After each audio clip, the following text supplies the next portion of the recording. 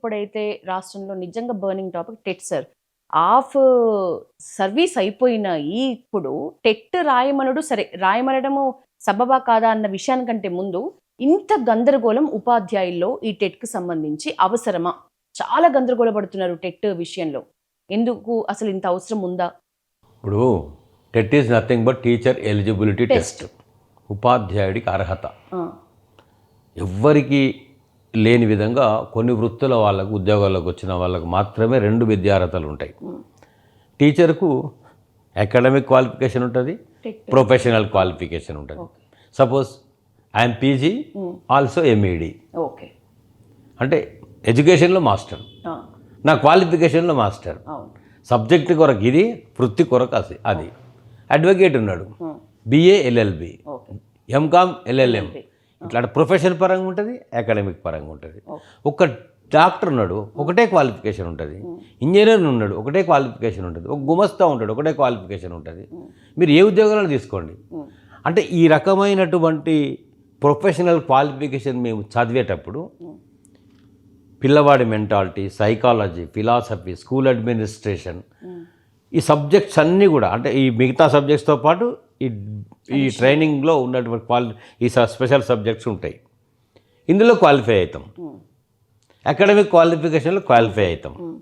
దానికి percentage 60%, 55% minimum eligibility ప్రకారం ఈ రెండిట్లో అర్హత సాధించిన తర్వాత అక్కడి పరిస్థితిని, ఉద్యోగాలను బట్టి ఒక నోటిఫికేషన్ వచ్చినప్పుడు డిఎస్సి ఆర్ టీఆర్టీ రాసి ఒక టీచర్ రిక్రూట్ అవుతాడు.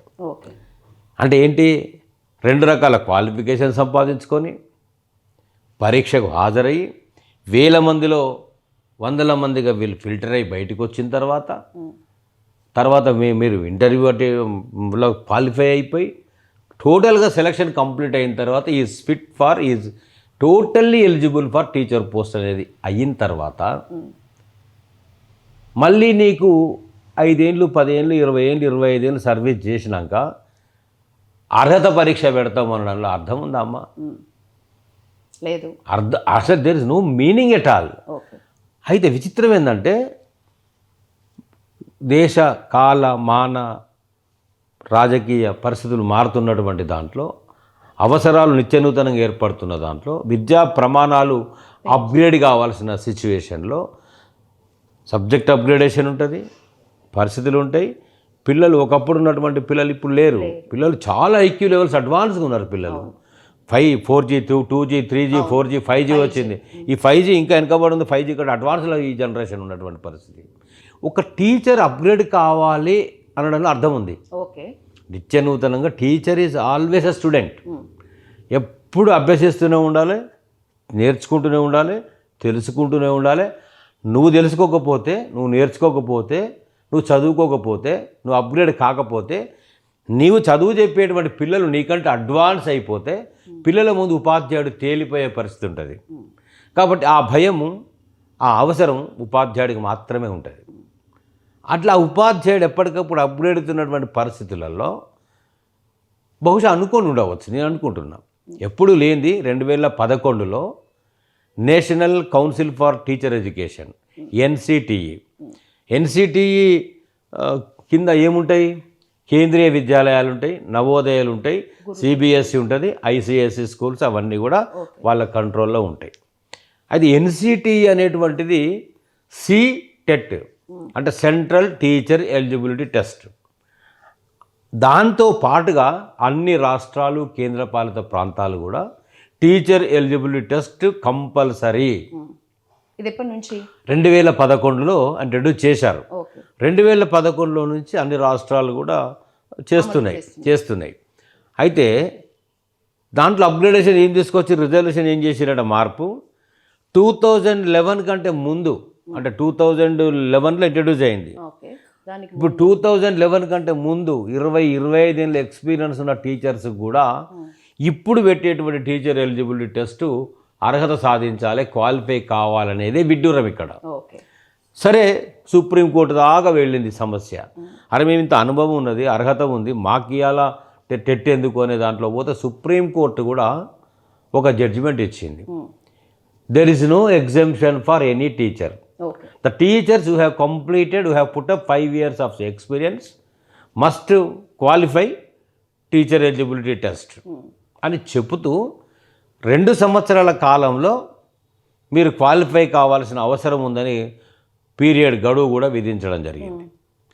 అక్కడ రిజర్వేషన్లు ఎందుకు సార్? రిజర్వేషన్కి సంబంధించి ఆ తేడా ఏంటి? ఇప్పుడు క్వాలిఫికేషన్ అనేది క్వాలిఫికేషనే, అది ఎవరికైనా ఈక్వల్గా ఉండాలి. మరి దాంట్లో రిజర్వేషన్లు ఎస్సీ ఎస్టీ బీసీ వీళ్ళకు ఈ రిజర్వేషన్స్ అనేది అవసరం ఉందా? మరి క్వాలిఫికేషన్ అందరికీ ఒకటే అయినప్పుడు దీంట్లో రిజర్వేషన్స్ కోటా విధించడం అనేది అసలు అర్థం ఉందా ఇందులో? మరి చాలా గమ్మత్తుగా ఉంది. కాంపోనెంట్ ఆఫ్ ఎగ్జామ్ కూడా 2 పేపర్స్ ఉంటాయి, paper 1 paper 2. Child development, pedagogy అంటే మెథడాలజీ, ఓకే దాంతోపాటు మ్యాథ్స్, ఓకే ఎన్విరాన్మెంటల్ సైన్స్, తర్వాత social studies. 150 marks. 150 marks altogether 2 పేపర్లు ఉన్నప్పుడు క్వాలిఫైయింగ్ మార్క్స్ 30% పెడతావా, 35% పెడతావా, 40% పెడతావా? ఇది ప్రమోషన్కో ఇది రిక్రూట్మెంట్కో నువ్వు ఇచ్చేటప్పుడు అందరికీ 20% కలుస్తుంది. టీఆర్టీ రాసినా డిఆర్ ఏది రాసినా 20% కలుస్తుంది అందులో. ఓకే అయితే అక్కడ ఈ క్వాలిఫై దగ్గర ఓసీలకేమో 60%, 15 90 మార్కులు రావాలి. బీసీలకేమో 50% ఉండాలి. ఎస్సీ ఎస్టీకి 40% వస్తే చాలు. అంటే 60 మార్కులు వాళ్ళకి, ఇప్పుడు 15 5 75 మార్కులు వీళ్ళకి, 90 మార్కులు వాళ్ళకి. ఈ వేరియేషన్ అవసరం లేదనేది మీ అభిప్రాయంతో నేను ఏకీభవిస్తున్నా. 100% క్వాలిఫై కావాలి అనేటువంటిది అవసరం.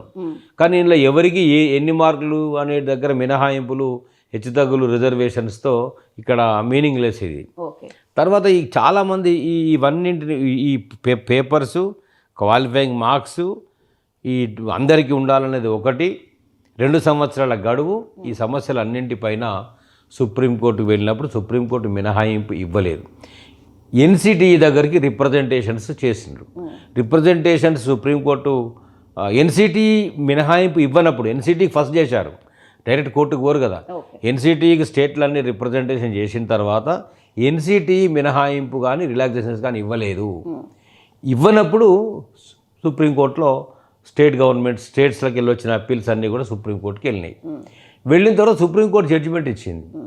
అప్పుడు ఆ వంకతోనే ఎన్సిటీ ఏం చెప్పిందంటే, సుప్రీంకోర్టే చెప్పినాక మేమేం చేయగలుగుతాం, మా చేతుల్లో ఏముంది అని ఎన్సిటీ తప్పుకున్న పరిస్థితి ఉంది. ఈ మధ్యలో చంద్రబాబు నాయుడు గవర్నమెంట్ ఏపీ నుంచి మినహాయింపు ఇవ్వండి అనేటువంటి రిప్రజెంటేషన్ ఎన్సిటీకి పెట్టిండ్రు. నేనేమంటున్నా, చాలా స్టేట్స్కి వెళ్ళి వస్తున్న అప్పీల్స్ ఏమున్నాయంటే, 2017లో ఇదే బీజేపీ గవర్నమెంట్ ఒక రెజల్యూషన్ చేసింది. రెజల్యూషన్ మీరు చేసేటప్పుడు ఒక రెజల్యూషన్ చేస్తే సరిపోదు. సుప్రీంకోర్టు వచ్చింది, ఎన్సిటీ చెప్పింది, ఇది అందరూ పాస్ కావాలి, అందరికీ అవసరం అని రెజల్యూషన్ చేయడం చాలా ఈజీ, తీర్మానం చేయడం చాలా ఈజీ.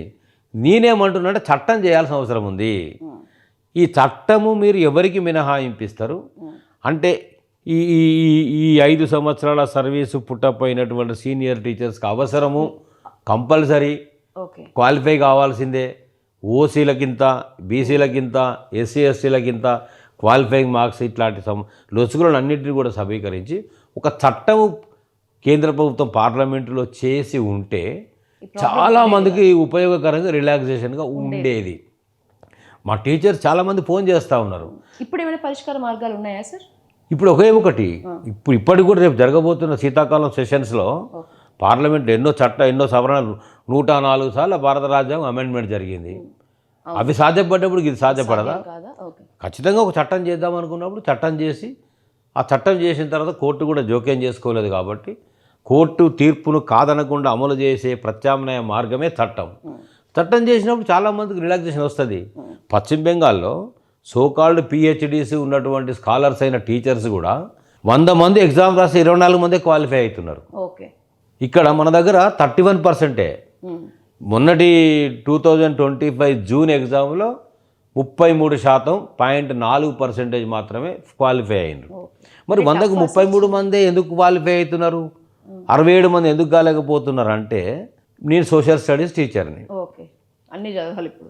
నేను child development okay, pedagogy methodology okay, social okay, science కూడా నేర్చుకుంటా. మ్యాథ్స్ రాదే, మ్యాథ్స్ బేసిక్స్ రావు కదా. ఆల్జబ్రా, జామెట్రీ, తర్వాత ఇవన్నీ కూడా అప్డేట్ అయిన సబ్జెక్ట్స్ అన్నీ కూడా నేర్చుకొని రాయండి అని అంటే బేసిక్సే అంతగా అవును లేనప్పుడు క్వాలిఫై కావడం అనేది అందులో నువ్వు పెట్టిన పర్సంటేజ్ మార్క్స్ రావాలనేది అది కష్టసాధ్యమే. అసాధ్యం అనే మాట నేను అనడం కానీ కష్టం, కష్టసాధ్యమైనటువంటి పరిస్థితి కదా. మరి అట్లాంటి పరిస్థితుల్లో కొన్ని మినహాయింపులు చేస్తే ఎవరికి ఏం నష్టము?